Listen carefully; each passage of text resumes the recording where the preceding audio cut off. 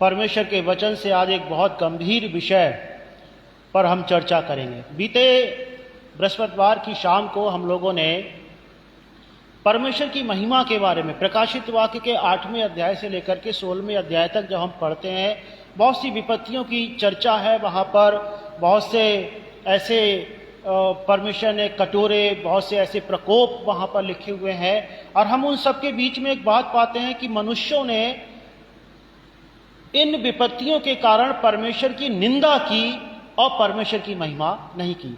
हमने पिछले बृहस्पतिवार की सभा में 4 बातों को जाना था जिनसे हम परमेश्वर की महिमा कर सकते हैं। आज 5वीं बात हम प्रभु के वचन से जानेंगे कि वो कौन सा ऐसा कार्य है जिसके द्वारा हम परमेश्वर के नाम की या परमेश्वर की महिमा कर सकते हैं।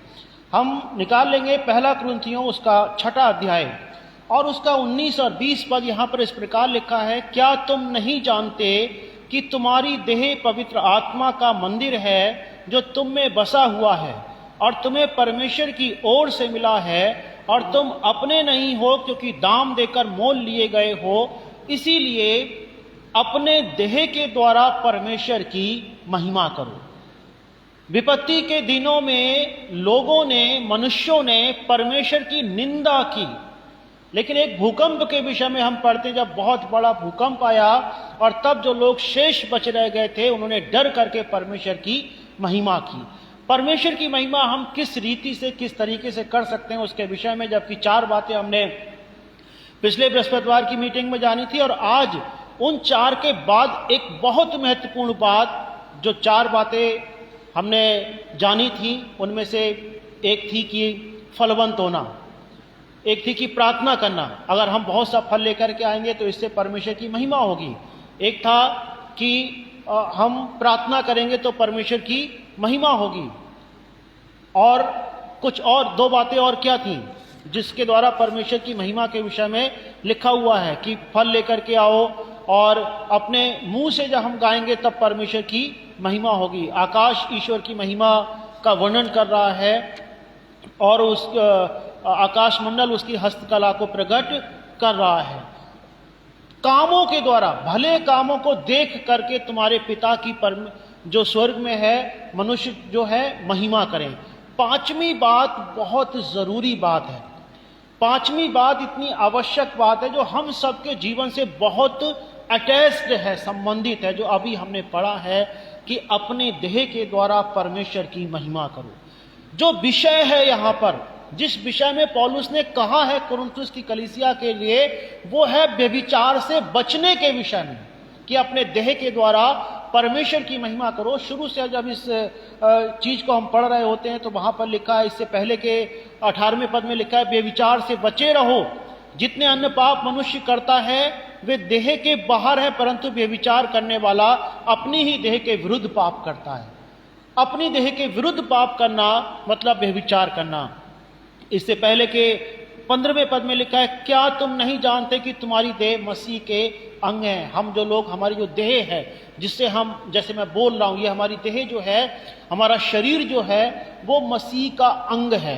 एक एक अंग मिलकर के मसीह की देह क्रिएट होती है, मसीह की देह की रचना होती है। तो देह व्यभिचार के लिए नहीं है। 13वें पद में लिखा है, देह व्यभिचार के लिए नहीं लेकिन प्रभु के लिए है। हमारी देह जो है वो पाप करने के लिए नहीं है, व्यभिचार जैसे पाप करने के लिए नहीं है, और इसीलिए कि ये परमेश्वर के लिए, ये यीशु मसीह के लिए है। यीशु मसीह ने इसको जिलाया है अपने आत्मा के द्वारा। लिखा है कि परमेश्वर ने अपनी सामर्थ्य से प्रभु को जिलाया और हमें भी जिलाएगा। क्या तुम नहीं जानते कि तुम्हारी देह मसीह के अंग है? तो क्या मैं मसीह के अंग लेकर उन्हें वेश्या के अंग बनाऊं? कदापि नहीं। क्या तुम नहीं जानते कि जो कोई वेश्या से संगति करता है वो उसके साथ एक तन हो जाता है, क्योंकि लिखा है वो दोनों एक तन होंगे। और जो प्रभु की संगति में रहता है वो उसके साथ एक आत्मा हो जाता है। अब अगर कोई व्यक्ति जो है वो व्यभिचार में शामिल है, व्यभिचार कर रहा है या शामिल रहा है, तो उससे वचन के अनुसार जो हमने भी पढ़ा है, परमेश्वर की निंदा होती है। जो प्रकाशित वाक्य की किताब में हम बार बार पढ़ते हैं कि मनुष्यों ने उन विपत्तियों के कारण परमेश्वर की निंदा करी।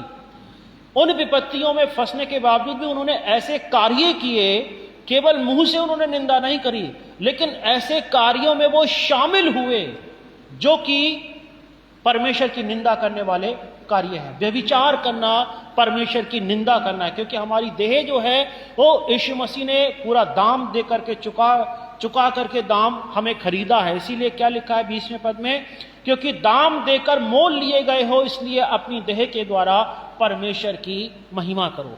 हम अपने नहीं हैं, ये देह हमारी अपनी नहीं है, हमें खरीदा जा चुका है, आपको खरीदा जा चुका है। प्रभु ने अपना लहू दे करके इस देह को खरीद लिया है। तो इस देह के साथ अगर हम परमेश्वर की महिमा के कार्य नहीं कर रहे हैं, तो इसका मतलब है कि अगर हम पाप में हैं, व्यभिचार में हैं, तो हम परमेश्वर की निंदा कर रहे हैं। व्यभिचार करना परमेश्वर की निंदा करना है। व्यभिचार करना या व्यभिचार में पड़े रहना परमेश्वर की निंदा करते रहना है। बाइबल में व्यभिचार के बारे में बहुत सारी बातें लिखी गई, 10 आज्ञाओं में भी लिखा है तू व्यभिचार ना करना। और भी आगे हम पाते हैं कि व्यभिचार के विषय में यीशु मसीह ने लोगों को सचेत किया, इसीलिए कि दाऊद के पाप के लिए भी वहां पर लिखवाया गया, ताकि हम उसको पढ़ें, समझें, सीखें और उस दंड से जो दाऊद ने उठाया हमें एक शिक्षा मिले। व्यभिचार बहुत कठोर या कठिन चीज है जो हमारे जीवनों में आकर के परमेश्वर की निंदा करने लगता है। व्यभिचार से बचे रहो। हमें व्यभिचार करने के लिए परमेश्वर ने हमारी देह को नहीं रखा है, लेकिन प्रभु ने अपने लिए हमारी देह को रखा है। हम कुछ बातों को आज देखेंगे, व्यभिचार से हम कैसे बचें। आज इस संसार में जब हम पाते हैं, प्रभु ने कहा है कि व्यभिचार कर चुका वो व्यक्ति जो किसी स्त्री पर कुदृष्टि डाले। याकूब ने लिखा है कि व्यभिचार, हे व्यभिचारिणियों, क्या तुम नहीं जानती कि संसार से प्रेम रखना परमेश्वर से बैर रखना है। अब ऐसे संसार में जहां पर व्यभिचार आज आप देखते हो चारों तरफ फैला हुआ है, काफी सारा जो है इसका असर हो चुका है, ऐसे संसार में हम कैसे इस व्यभिचार से बचे रह सकते हैं। नीति वचन और उसका 5वां अध्याय और उसका 8वां पद लिखा है, ऐसी स्त्री से दूर ही रहे और उसकी डेवड़ी के पास भी ना जाए। व्यभिचार से बचने का एकमात्र उपाय जो पुराने नियम में भी है, जो नए नियम में भी है, जिसको यूसुफ ने अप्लाई किया, और वो है व्यभिचार के स्थान से भाग खड़े हो जाओ।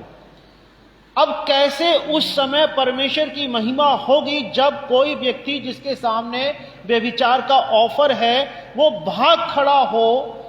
मान लीजिए आपको व्यभिचार करने का एक अवसर जो है मिल जाता है, कहीं पर कोई ऑफर करता है आपके लिए और आप उसमें शामिल हो गए, मतलब परमेश्वर की निंदा करने में शामिल हो गए।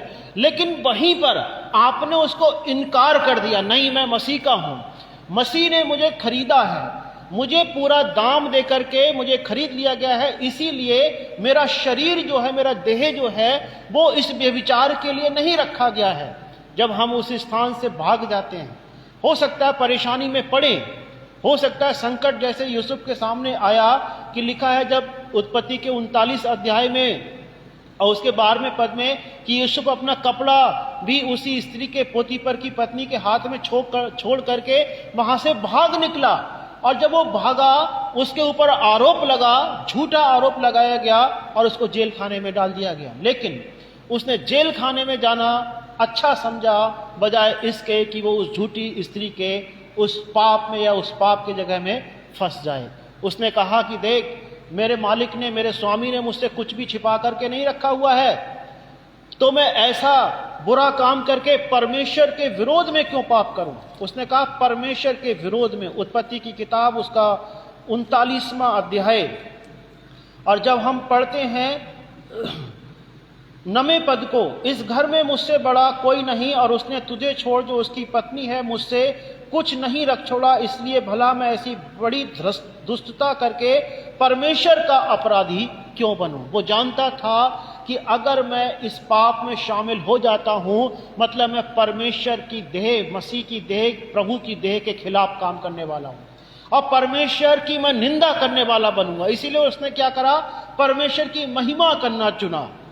वो सुंदर था, वो रूपवान था, वो अच्छा हिस्ट पुष्ट व्यक्ति था, वो जो कुछ भी करता था वो सफल इंसान था, वो सफल हो जाता था। जो कुछ भी परमेश्वर जो करता था परमेश्वर उसको सफल बना देता था। लेकिन फिर भी उसने क्या चुना, व्यभिचार की जगह से भाग जाओ।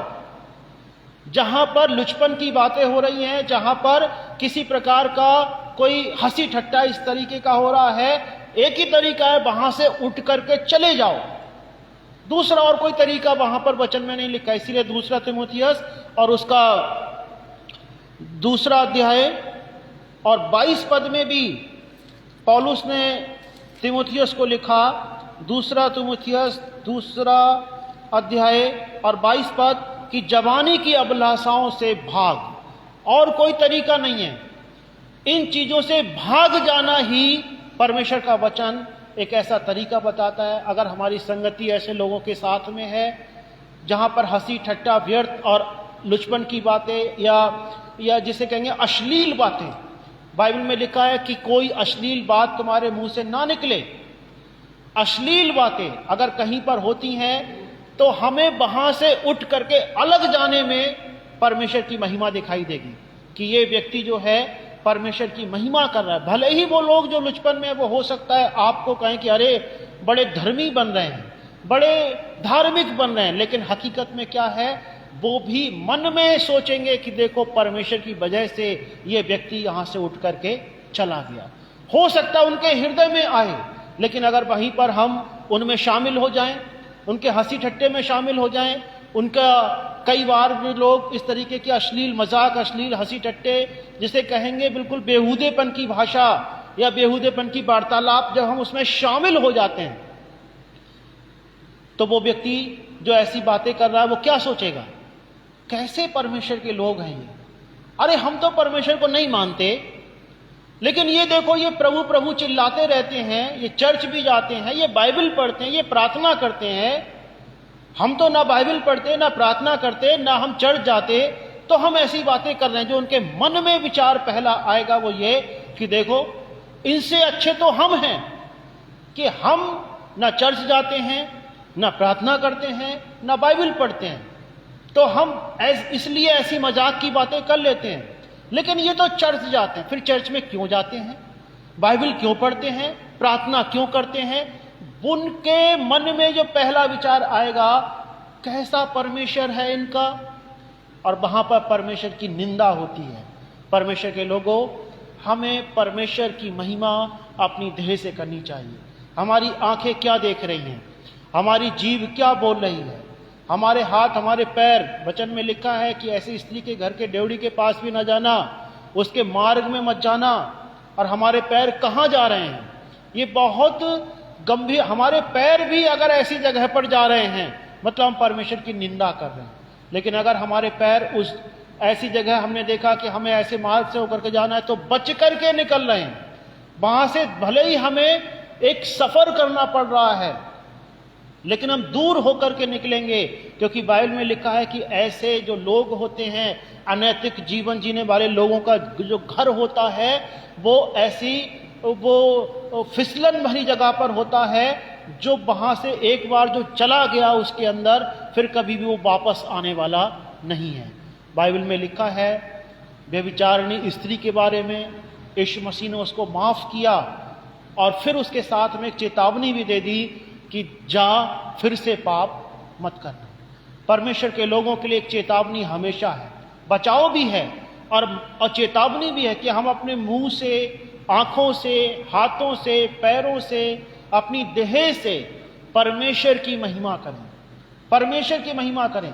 जब हम इन अंगों का अगर दुरुपयोग करते हैं, इन अंगों को अगर हम क्या करते हैं, वैश्या का अंग बना देते हैं, वैश्यावृत्ति का अंग बना देते हैं, हम उनके साथ एक हो जाते हैं। वो मजाक कर रहे हैं, हम भी मजाक करने लगते हैं, वो अश्लील बातें बोल रहे हैं, हम भी अश्लील बातें बोल रहे हैं, ये हम सुन रहे हैं, हम बोल नहीं रहे लेकिन सुन रहे हैं, हम बैठे हुए हैं लेकिन वो लोग बोल रहे हैं, हम सुन रहे हैं, हम उनके साथ एक हो रहे हैं और वहां पर परमेश्वर की निंदा हो रही है। हम उन घरों की तरफ जा रहे हैं, हम उन घरों की तरफ जा रहे हैं जहां पर इस प्रकार के गलत कार्य होते हैं। सीधा सा मतलब है कि हम परमेश्वर की निंदा कर रहे हैं। अगर हमारे जीवन में इस प्रकार की कोई निंदा का कार्य है, परमेश्वर चाहता है कि वचन में लिखा है कि हर एक मूर्खता का विचार पाप, नीति वचन में लिखा है कि हर एक मूर्खता का विचार भी पाप है। हमारे हाथ, हमारे पैर, हमारी आंखें, हमारा दिमाग, सब कुछ शुद्ध होना चाहिए। इसीलिए प्रभु ने कहा कि जो अपने मन में किसी स्त्री पर कुदृष्टि भी डाले तो वो उसके साथ व्यभिचार कर चुका। हो सकता है हम ऐसे हंसी ठट्टी की जगह पर न जाते हों, हो सकता है कि हम कोई सीधे तौर पर व्यभिचार में शामिल नहीं हो, लेकिन मानसिक व्यभिचार में, अगर हम मानसिक व्यभिचार में भी शामिल हैं, जो मन से बस थोड़े समय के लिए सोचने के द्वारा कि साहब कोई देखो कितनी सुंदर स्त्री, कितना हैंडसम लड़का, और उसके साथ हम कल्पना कर रहे हैं पापों की। परमेश्वर के लोगों के लिए यह भी पाप है और यह भी परमेश्वर की निंदा करना, यह परमेश्वर की निंदा करना हमारे लिए चेतावनी है। यह चेतावनी है कि हम निंदा करने वाले ना बने, हम परमेश्वर की महिमा करने वाले बने। सीधा सा विचार है, हमें अपने मन को भी साफ रखना चाहिए। बहुत सारे लोग अपने मन को साफ रखते हैं, इसीलिए कई बार उनके जीवन में परमेश्वर समय समय पर आशीषों को भेजते हैं। वचन में लिखा है सच्चे मनुष्य पर आशीर्वाद होते रहते हैं। सच्चे मनुष्य पर, हम मन से सच्चे हैं या नहीं हैं। कोई पाप हमने दैहिक तौर पर हमने वैसे नहीं किया, लेकिन मोबाइल में किया, हमने सोचा विचार किया, ऐसे कामों को किया जो हमें परमेश्वर के सामने बिल्कुल खुली हुई किताब के समान देख रहे हैं, चल रहे हैं। परमेश्वर देख रहे हैं कि देखो ये ऐसा सोच रहा है, वो वैसा सोच रहा है। और जब हम ऐसा सोच रहे होते हैं, शैतान हमारे विरोध में खड़े होकर के हम पर दोष लगाने वाला, क्योंकि उसका एक नाम दोष लगाने वाला भी है, और वो दोष लगा करके कहता है कि देखो तुम्हारा बेटा है, आपकी बेटी है परमेश्वर, ये चर्च जाती है, ये चर्च जाता है, ये ढोंग करते हैं, ये आपकी निंदा कर रहे हैं, देखो अभी इसके मन में क्या चल रहा है।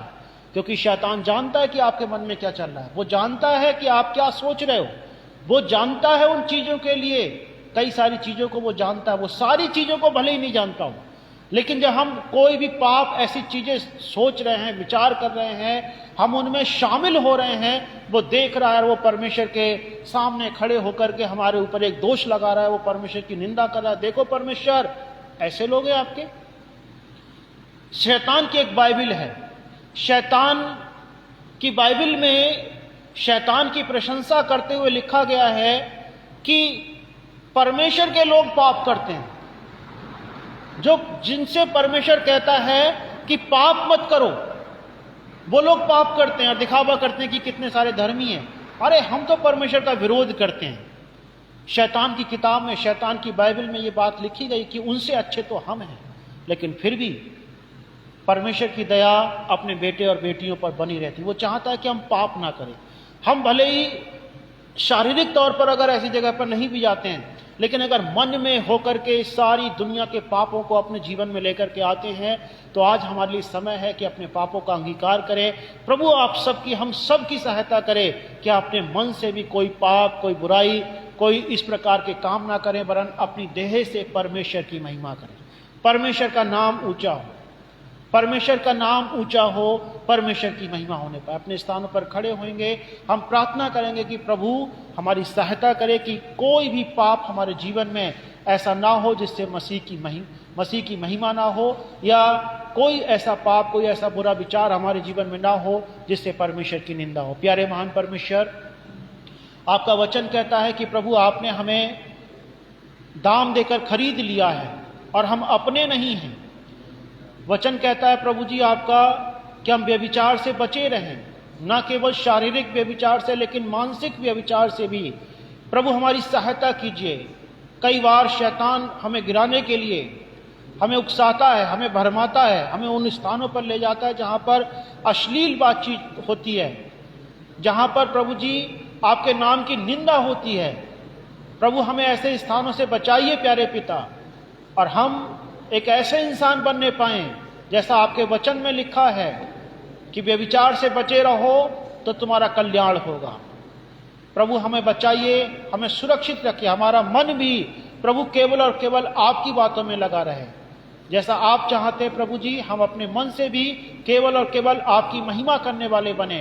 कोई भी अनैतिक कार्य, किसी भी प्रकार की अनैतिकता, चाहे वो हमारे मुंह से हो, आंखों के देखने से हो, सोचने से हो, हाथों से, पैरों से, किसी भी चीज से, किसी भी तरीके से हो प्रभु, हमारी सहायता कीजिए, हम किसी भी अंग के द्वारा आपकी निंदा ना कर पाए। पिता परमेश्वर, हमें आपकी सहायता की आवश्यकता, हमें सहायता कीजिए। जबकि हम ऐसे स्थानों पर अगर जाते हैं प्रभु, या हमें ऐसे स्थानों पर जाना अच्छा लगता है प्रभु, तो हमारी सहायता कीजिए कि हम ऐसे स्थानों से भाग खड़े हो और किसी भी प्रकार से प्यारे परमेश्वर हम उन जगहों पर दोबारा ना जाने पाए।